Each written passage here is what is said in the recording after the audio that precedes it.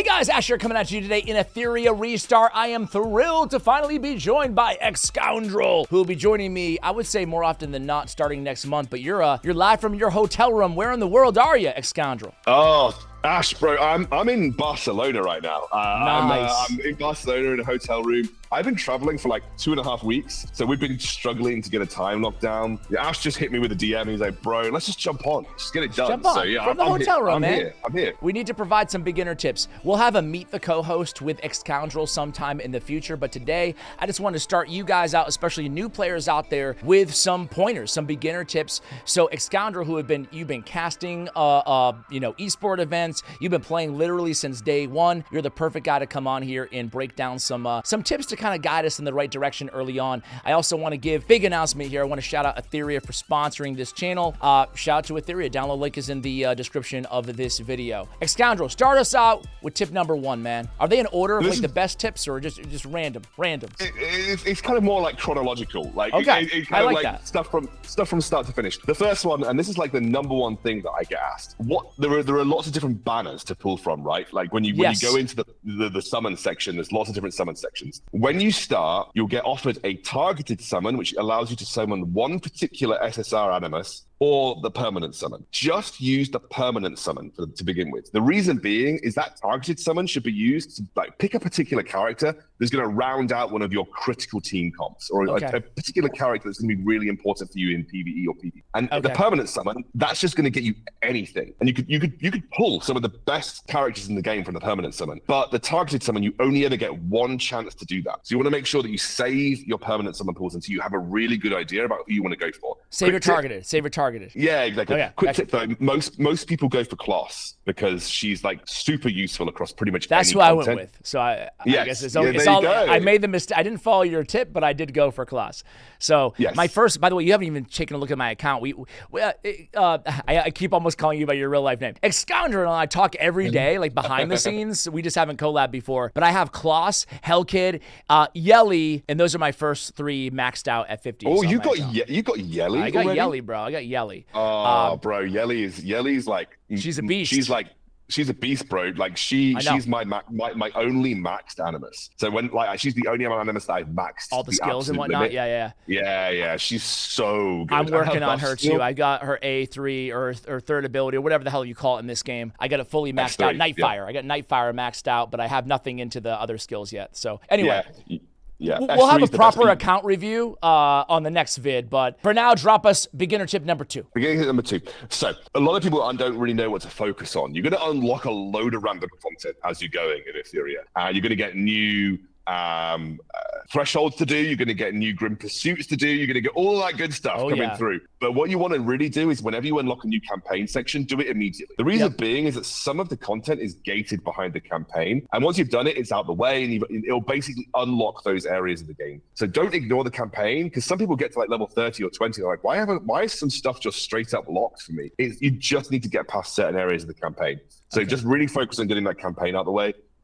It's not, I will say, not the most exciting part of Etheria, but once you just get it done, it's done. And so it unlocks loads of new things like new investigations. It unlocks new areas of the game for you. Just get that campaign out of the way. My cadence kind of early on was campaign until I kind of hit a roadblock, and then like push it as much as I can, and then just like literally go from the top line of the challenges: Grim Pursuit, Threshold, Investigation, GP, Outpost, max out where I can naturally get to, and then circle back to campaign again, or the main quest. Yeah. All right. No, definitely the way to do it. And the quicker you can get the campaign out of the way, the more content you're going to get. Okay. Tip number three.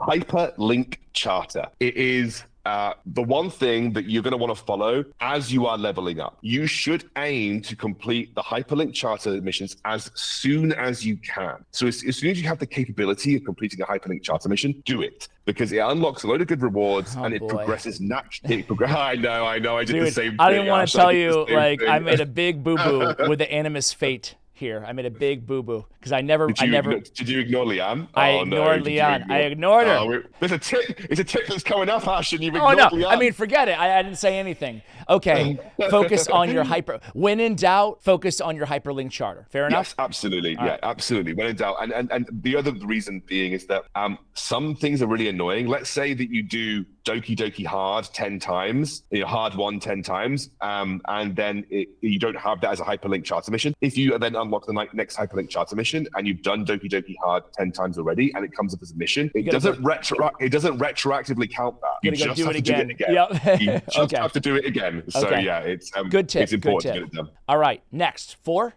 Focus on building Liane, and the reason being is Liane she's not a great SSR. She's not going to carry you into the deep late game, but she's a solid early PvP unit. She's really good at farming Terramaton. She's not bad in Doki Doki. So she's a really, really good unit to put some stock into. But also, as Ash mentioned, I'm going to call you Tim accidentally. It's I'm okay. so sorry. It's okay, Kieran.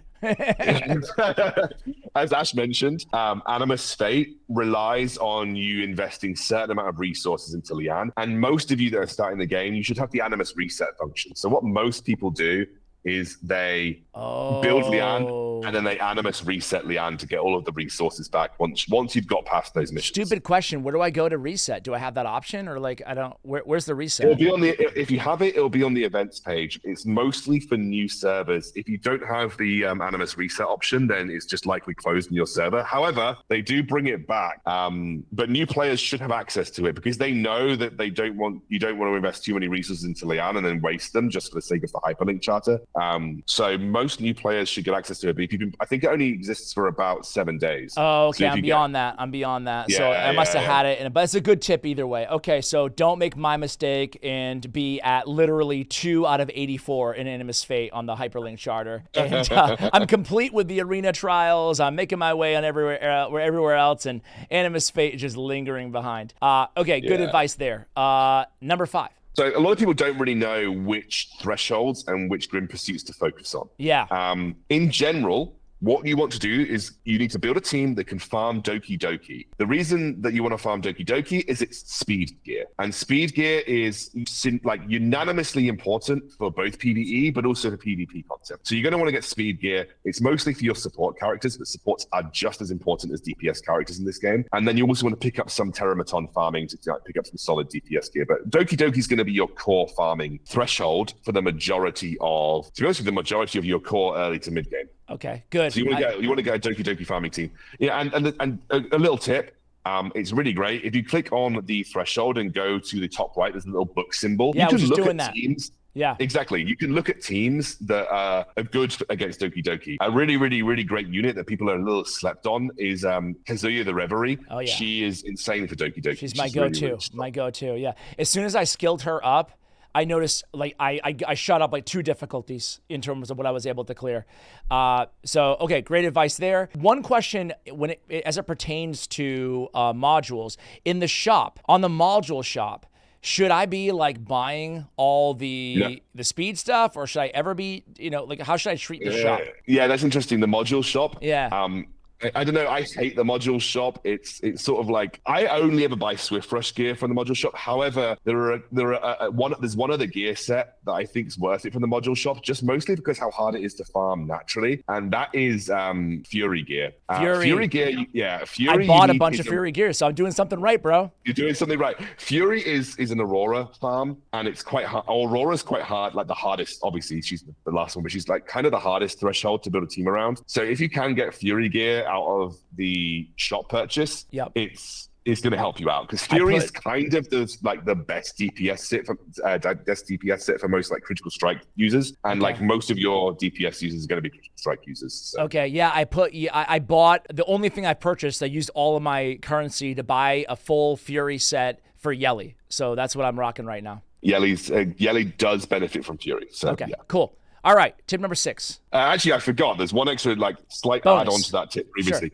Sure. Yeah. For Grim Pursuits, Nika Nana. So Nika Nana is going to be your core farming Shell boss. Yep. As soon as you can get to hard Nico Nana, you want to spam farm her. Now you need there's a specific team that works for her, and again, go and use the same tactic that I showed you with the top right screen and look for that. But if you can farm Nico Nana, not only is she the quickest boss to kill, you can a good team can kill her in like 20 seconds. It means you're going to get your auto farm spam. You're going to generate loads of experience to your account, and you're going to get level upon level upon level upon level upon. And I noticed that shell farming, at least from my experience early on, is by far the best way to get Etheria coin, at least for right now for me. Is that it could also have to do with the speed that I'm clearing Nico Nana, you know? It's likely the speed that you're clearing Nico Nana. Yeah. But also Nico Nana has two of the best, like, broadly useful shells. So let me guess, Gigabyte and White Fang? White Fang and Artisan. Okay. So White Fang is obviously like your standard good critical strike DPS shell.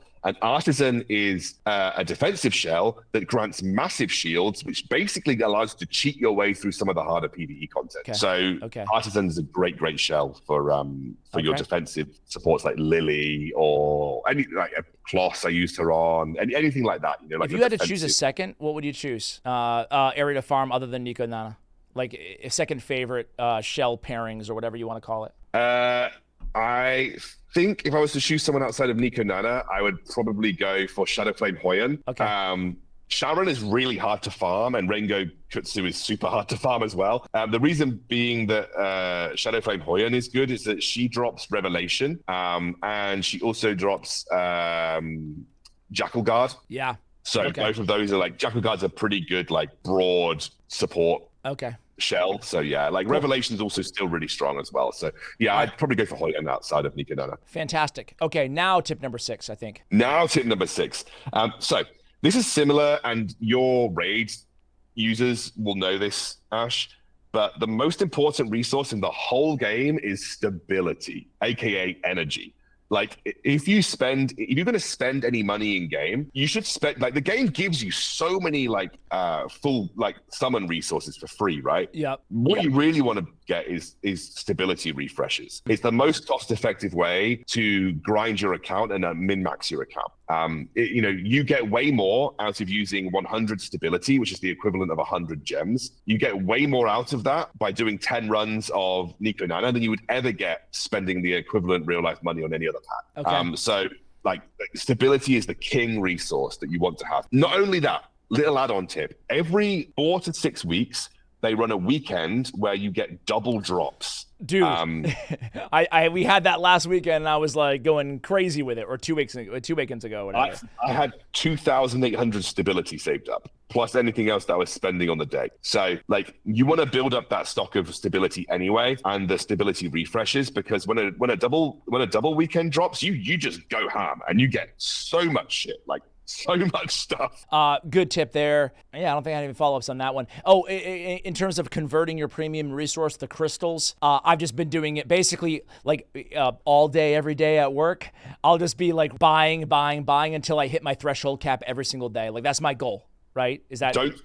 Don't spend your crystals on anything other than stability. Got you. No summons. Yeah. There is a weekly summon pack that you can. There is a weekly summon pack that you can buy for 800 crystals. That's cost effective. Yeah. But don't use your crystals to summon on the permanent summon banner. It's not cost effective, and they are much better used in generating stability for your account. Cool. Next tip. Oh, simple, but join a union. And we may have I think our main union's full, Ash, but we may have some splinter unions or people that, hey, if you want to create a union that's affiliated with us, like, feel free, just reach out. We'd love to have you. For sure. I actually need to get things a little bit more organized. I need somebody to kind of manage our union as well, or lead, frankly, our union, because neither of us are going to be able to have the time to do it. But we're in the same union. We're in, can you change servers? How does this work? I've never played a server game like this in this genre before. How did you find us? You can't change servers, but the union search is case sensitive. So you just need to make sure that you're doing case sensitive search to find the union that you want to join. But I am not on the same server as you, Ash, and I'm in. But you're in our union. Oh, super cool. Yeah. So Nocturnum, level 19, currently probably higher than that by the time that you guys are watching this, is our union. And every day I clear out the 2 least active players. So just trying to churn, especially the first couple weeks, just to make sure that we have active. There's no like thresholds or level requirements or anything, but just FYI. So join a union early. Dude, one thing I have though in the union is I feel like I'm not carrying my weight, because we got a bunch of beast members here, all at level 100. So I guess I'll just take the boost. But yeah, there's some beasts in our union, that's for sure. So what should I do? Just do union assist, do my daily check-in, and do my anchor recon, and that's about it? Yeah. Just jump in, do your union assist, do your check-in, do your daily pushes on the worms. Do remember that if you clear a worm, you get another refresh on the next worm. So, like, make sure if your union clears the worm, and then you have the opportunity to get some chip damage in onto the next one on the same day, just definitely get in and do it. But you just miss out on so many resources, so many free resources if you just don't join a union. Like, it's a load of free resources. Is there any downside to just giving on union assist, just giving everything I possibly can whenever I have it? No. Okay. Literally no downside. Okay. I give everything I can every day. That's what I've been doing, but I'm like, am I using some sort of resource that I could be using too? Like, I don't want to be too generous. All right, cool. Tip number 8? Yes, tip number 8. This is a quick one. Don't overinvest in early shells. Only invest to the point that you need to get through the hyperlink charter, because the early shells get immediately replaced by direct upgrades. So, for instance, Budo, or the little panda guy with the 2 fists, he is a worse version, like a directly worse version of White Fang. So, you basically want to make sure that you don't overinvest into those early shells. You don't actually need super strong shells to push through PvE content. So basically get the shells that are required for you to get access to the mythic shells. And as soon as you get access to the mythic shells, that's when you start investing. On these shells, like on that, especially I wanted to ask you about the second category or whatever it's called, the passive effect, the second passive. Man, this is, as an early game player, it's tough because like Shadow Dash is so powerful, getting that 20 speed on the mythical, but also penetration is so helpful, especially in the early game, to get that crit rate. Any tips in terms of like, how should we treat our reconfigures in the early game? Should we be like aggressive with it? Should we be like just patient? Like any advice there at all? Don't waste your resources on reconfigures in the early game. Absolutely. Like it's very expensive to spam reconfigures. It is. It's actually a lot of the time more cost effective to get a new shell and level it. Okay. And then basically go from there. Essentially, the only time I ever really overinvest into reconfigures is I've got like a godly shell that has the exact right passives that I want. Like let's say it's got 3 Fury, 3 Momentum, 3 Fury Edge, and I'm like, oh bro, like this is my Yelly shell. I can't replace this. So like that's the only time I'd ever really overinvest into reconfigures. I made a mistake very early on, dude. The first like few days I was playing, I didn't even realize they had gear sets on them. Like, and I was just like upgrading them like haphazardly, randomly. And then I was like, oh crap, like I need to be more careful about who I, basically not just who I upgrade, but who I crunch into other shells to, ascend or whatever the shell itself. Yeah. Don't worry too much about over-investing into people who have suboptimal, shells gears that have suboptimal gear slots or matrices. Because you can obviously just use the function that essentially transfers all of the experience and everything to a shell that does have the right matrices that you want. So if you get a level 1 shell that's got the right matrices, you can basically just put that level 1 shell on the character that you want, and then you basically use I can't remember what it's called, like the bottom function on the shell upgrade, and you can place the shell that's the level that you want, and it just transfers all the XP to the next shell. It's really good. It's a really good quality of life feature. It's a really cool quality of life feature. Yeah. All right. Sweet. All right, number 9. This is probably, you again, from Raid, this will be very familiar to you. But SR characters, the purple characters, are literally just as important as SSR characters, the golden characters. And SR characters are so much easier to map because the purple lattices are so much cheaper and they're so much more frequent. Okay. I would say the GOAT of the game is Deeting. Like, Deeting is just straight up the GOAT of the game. Like, his single target damage is unparalleled. He will be your Nico Nana spam farmer. Like, if you can get Deeting max, like, he will just, like, one-shot Nico Nana. And there are several other, like, SR animuses, like I said, Kazuya the Reverie, people like Sanya as a healer. There are a couple of, like, ones that pair with, like, the Shadow Sanya build. There is Fangus. There is... I never remember that guy's name. Do you like Valerian? Yeah, Valerian is sick. Yeah, Valerian is great. She's a really, really good SR. Actually, I'll tell you the ones that I've got maxed on my account right now. Yeah, sure. So I'm maxed on Deeting. I'm maxed on Valerian. I'm maxed on Viper. I'm maxed on Kazuya the Reverie. I'm maxed on Fangus. I'm maxed on Kachi the Guard. I am maxed on Obol, but he's primarily for one boss and some PvP. I have got Dina max, but I haven't got her built at the moment. And then Marvel used to be the GOAT of PvP, but they kind of nerfed him, so I haven't marked it. But yeah, there's like those characters that I've just listed off. Those are SR characters that are going to be super useful. Sonya, you said? Sonya's pretty Reviver. solid. Okay. Yeah, she's pretty solid as a healer. I will say that she's kind of outclassed by Ling Luo, but she's still a very, very good healer option. I just started to max her out right now, Ling Luo. Anyway, I digress. Okay, so basically, is it like a faux pas to say epics and legendaries? No, I think epics and legend. I think epics and legendaries. All right. Literally everyone knows what you're talking about. Okay. Like, epics are purple, legendaries are golden. Yeah, just like it doesn't roll off the tongue, SSR. Maybe it does. I don't know. I'm getting used to it a little bit. But anyway, tip number 10, man. Bring us home. Bring us home. Last one.